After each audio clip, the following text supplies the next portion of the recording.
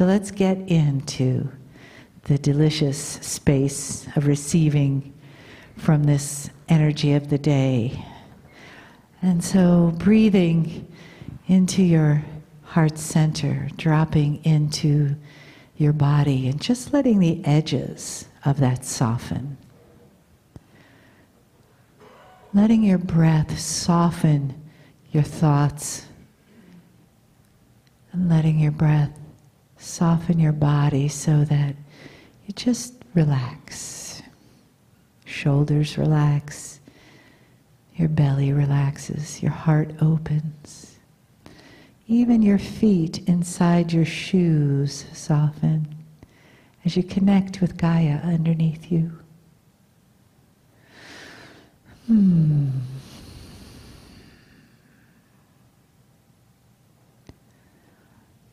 And feel yourself right here, right now,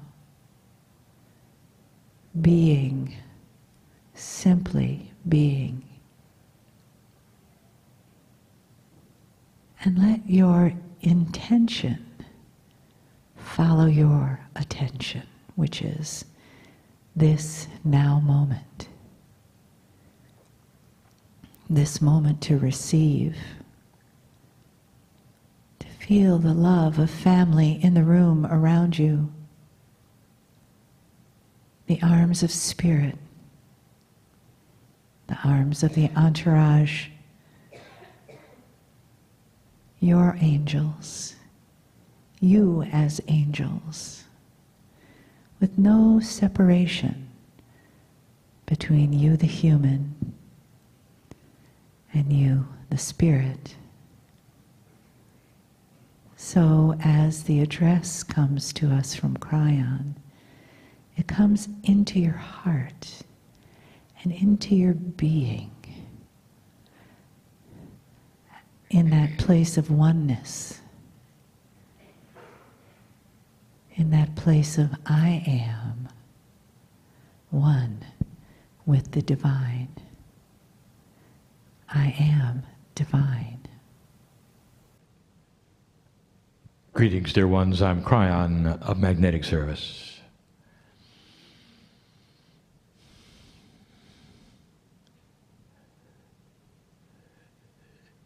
Congratulations to all of those listening who have stopped what I would call the chatter and put that which is the three-dimensional reality behind you.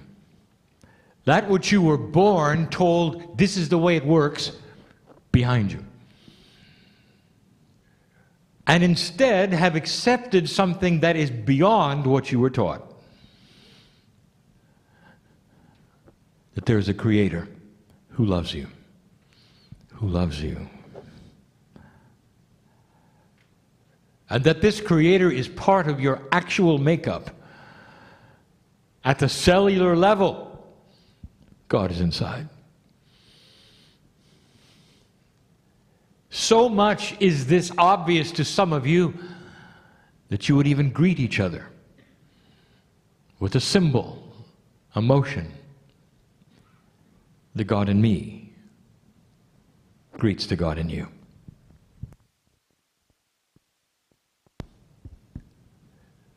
The channel is about love.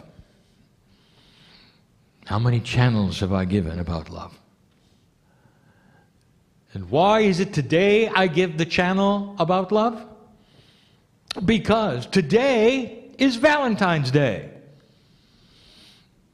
Well, wait a minute, Kryon. No, it's not. This is a test of your linearity, dear ones. Here we sit in this great town, in this great area of Canada, and I have news for you. It's always tomorrow somewhere in the earth. It's Valentine's Day. Tomorrow. And there are those right now celebrating it. So why not you, oh multidimensional creature that you are? Let's celebrate it together. The Valentine is a big one. All-encompassing. as big as the universe, and bigger. If God is the creator of multiverses, which are many universes, the vastness of yours is a small part of the whole. Beyond comprehension to all humanity is how big it is. For your own visualization, it's a heart, the symbol of love for humanity. This is a Valentine message from the Creator to you. We've spoken of love before. There are languages on this planet which have multiple names for love. And the names would represent the kinds of love that there are. The love of God is always one of them. The love of a mother for a child for the parents. The love of you for an animal, for instance. The love of human to human. It varies so greatly, and yet somehow it's the same, is it not? There are attributes of all of these types of love that are the same.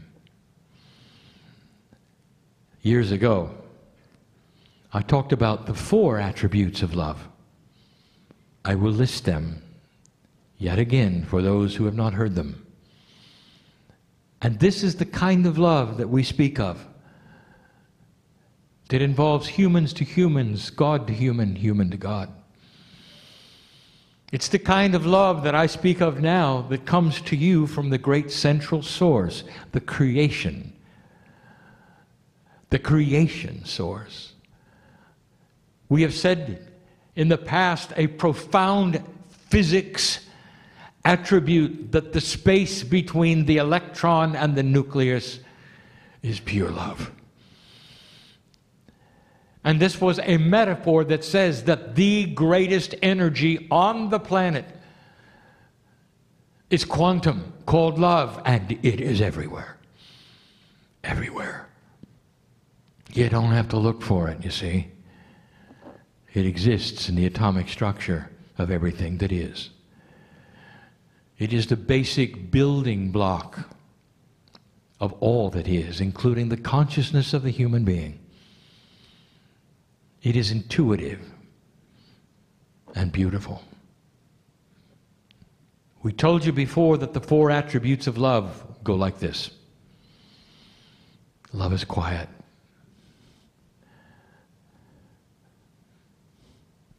Doesn't announce itself, you see, it just is. In all of its profundity and pureness, it just is.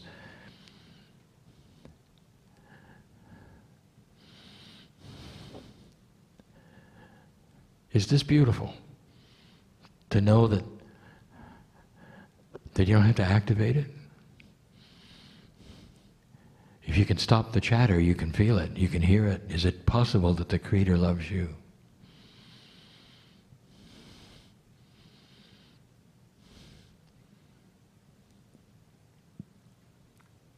Doesn't announce itself. Doesn't have an agenda. Doesn't call for you to do something to activate it.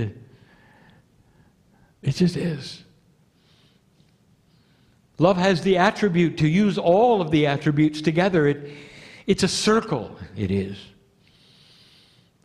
The attributes of love are profound. They're simple. Love is pure. Doesn't puff itself up.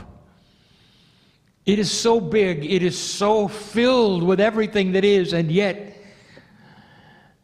it doesn't yell it from the housetops, from the mountaintops. It doesn't say, "Here I am, worship me." It's quiet. Four attributes of love are easy to talk about.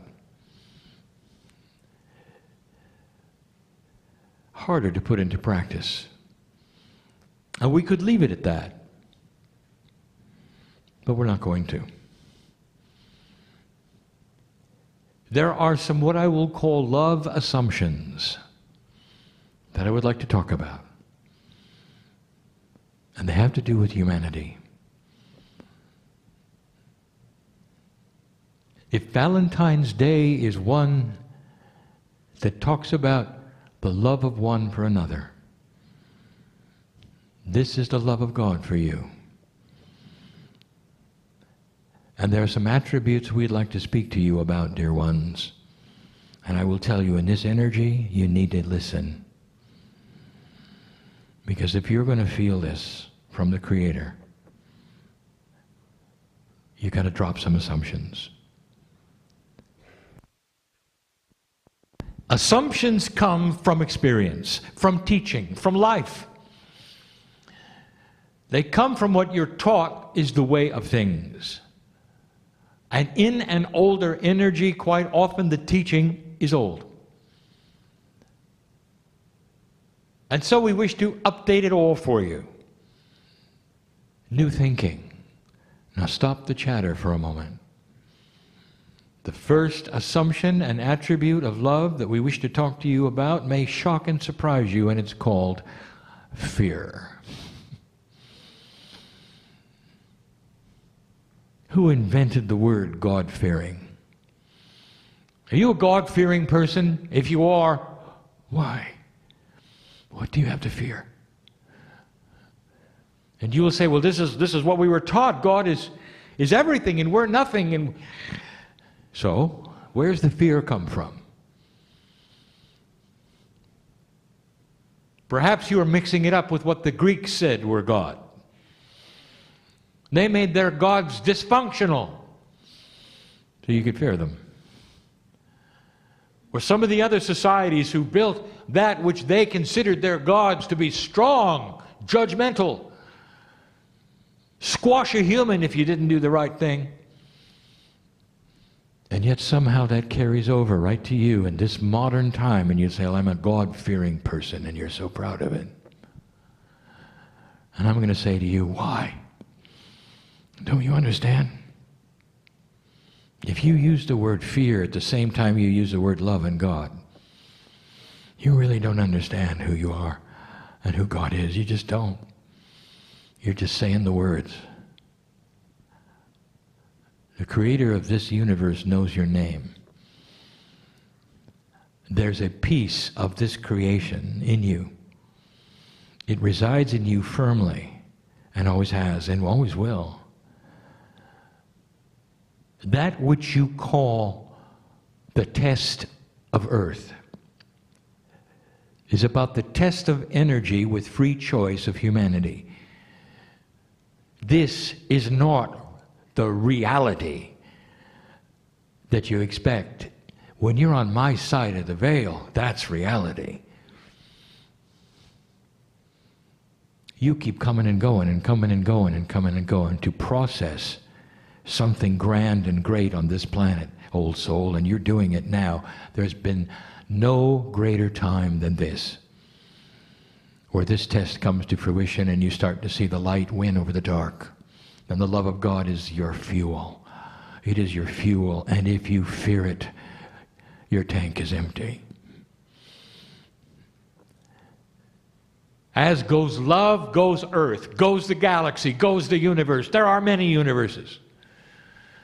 There's things that you should know. The very vibration of the quantum energy, of the cosmic tone that you can hear, that actually speaks of the creation, or what you call erroneously the Big Bang, is love. It's love. Cosmologists can hear it. They don't know what it is. It's a background noise. It's love. It's the Creator having created this universe to get to this galaxy, to get to this planet. And your souls are here operating a test of love. Can you see it or not? And if you do, you will raise the vibration of this planet, this solar system, this galaxy, and this universe, along with others who are doing the same thing It will change the fabric of love for the future. Universes to come. Time is not something that bothers us at all. The creative source is love. It always has been. It always will be. Why do you fear it? It's time to rewrite it. And if you're using the word, the fear, when you use the word God, perhaps this will be the last time you do.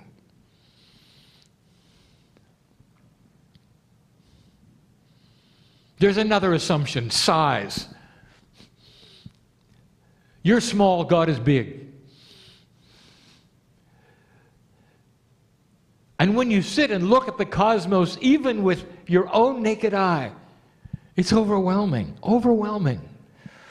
If you were to be so fortunate as to study the cosmos and call yourself an astronomer, it is so vast and so amazing that almost every astronomer knows deep down inside, life is everywhere. Ask an astronomer the odds that it wouldn't be, and stand back for an answer you didn't expect. Astronomers know that the odds of life have to be that it's everywhere. You look at the non-visible universe, that which you cannot see with your eyes, that which you can only sense with instruments, and it's vaster than you ever thought.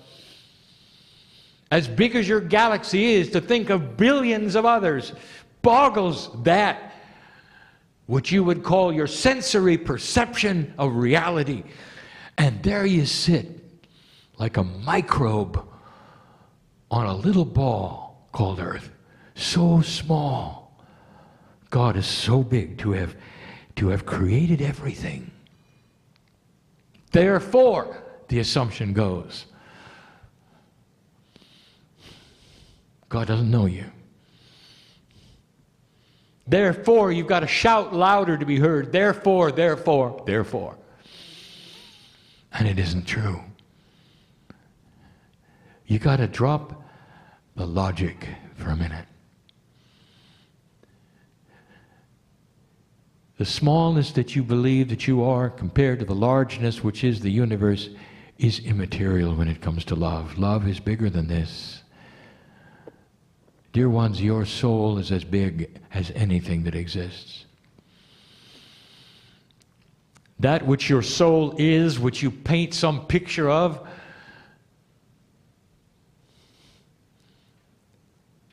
is the fabric of creation.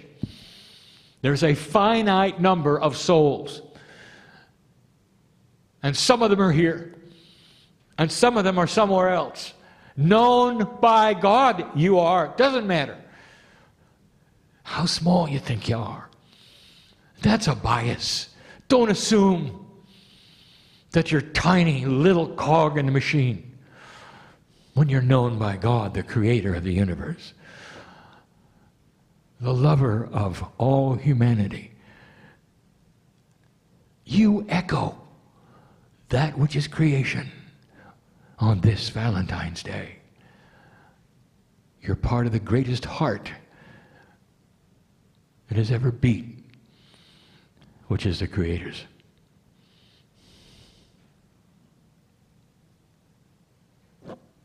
Another one is this. Do any of you understand that the minute you bow down and worship God, you're worshiping yourself? How does it feel? Is it natural? And the answer is no. You would never do that. I want you to look at this differently. The creative source does not want to be worshipped. Did you hear me?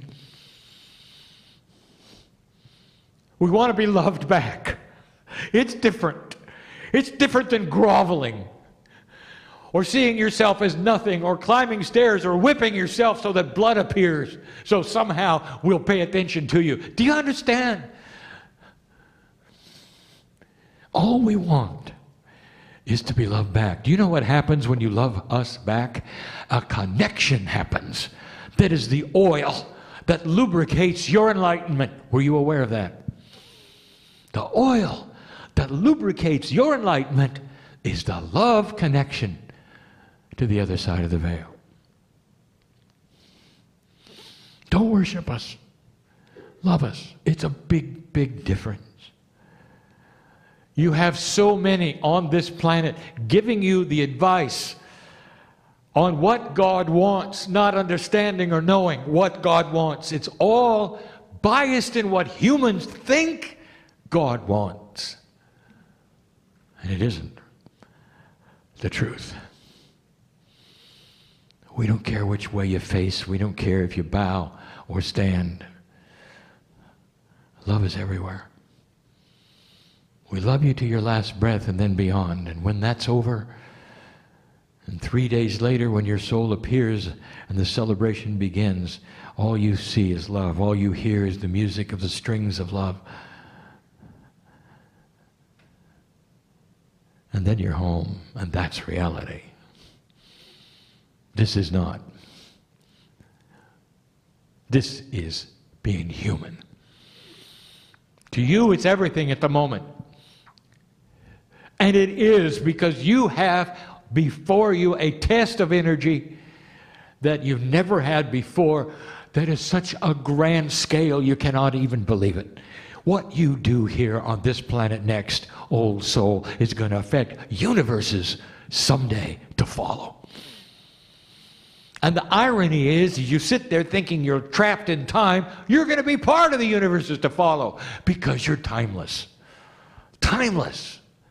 As pieces of God that you are, you'll always be, and you always will, and you always have been. Hard for you to imagine such a thing. Pieces and parts of your soul are other places right now. They're parts of you.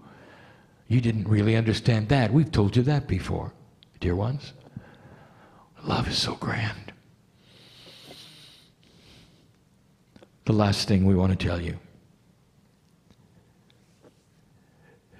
Dear ones, unless you can fall in love with that part of you which is God, listen to me. Unless you can really fall in love with that piece of you which is God, despite all the faults you think you have, until you fall in love with the God part, nothing else is going to happen. It's getting profound. The energy on this planet is starting to become more sacred all the time. You want to know why the dark armies are here? Because they are losing. And the light is starting to show itself, and they know it. Crawling out from under the rocks, trying to find anybody else who is dark as they are, in order to join them and defeat something that's undefeatable called the light of love on planet Earth. Love is the catalyst for everything else in your life. If you're going to sit in the dark, you're not going to let love in. If you're going to sit in fear, you're not going to let love in. At that moment that you surrender everything you've learned about what you think is going to work, and let the walls come down, the love of God comes in, and it is the catalyst for everything. It is the catalyst for healing, life's purpose, joy, celebration, peace, a good night's sleep. You hear me? That's what's going on this planet. The prophecy of the eagle and the condor is the prophecy of the ancients. Loosely translated, it's when the earth starts to become aware of divinity inside. When the mother energy, which represents creation, starts to appear in all parts of the planet, and the mother energy metaphorically is known as love. The love of a mother for its child is renowned. Some of the greatest love that any human could have for another human being. And it dwarfs in comparison with the love of God for you. But you got to start somewhere, dear ones. Start with love. Relax and be loved. Start to love back. And understand that something's going on when you do. It's not just nice to be loved. It's not just nice to love back. There's physics involved. A connection happens. Your cellular structure knows it. Your DNA starts to become more efficient, improve, heal. Do you hear me? Heal. All because you stretched out your hand and said, I give up. Let's just love each other. Is there any greater message on Valentine's Day? The heart that beats for you, that is the universe, knows your name. Now when you stand from this place, stand taller than you did when you came in.